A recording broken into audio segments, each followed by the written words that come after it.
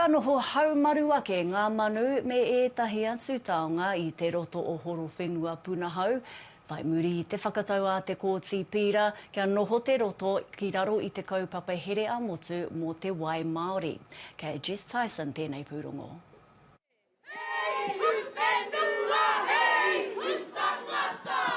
E hia nei ngā tau a muau poko e whawhai ana.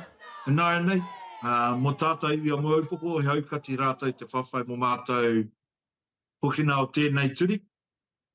He timata te whawhai mō tātou taonga anō.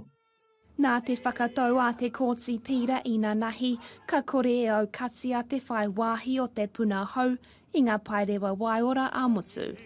It's for them to take on board, these rules are there to be applied now.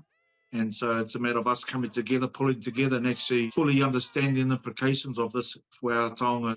Hei tā Wilson i ngā tau e rua nei e 5 mano ngā manu, ko tahi mano e 6 rau hoki ngā tuna kua mate.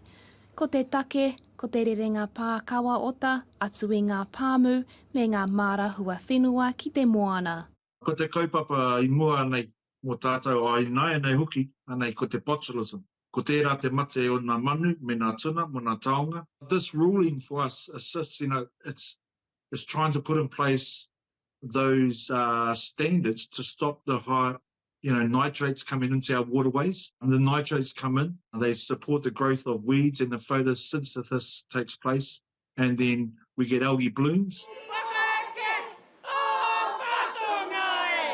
Aha kua te whakatau he nui tonu ngā wero kei te pai. We need to he whakakotahi ai, he hui, he wānana, he whakawhiti kōrero mo tēnei kaupapa. He ai, ko tēnei a tātou taonga, ko tēnei a tātou upukāria, mo a tātou iwi o mua upoko.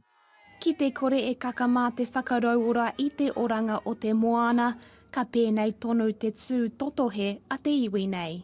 Jess Tyson, te ao mārama.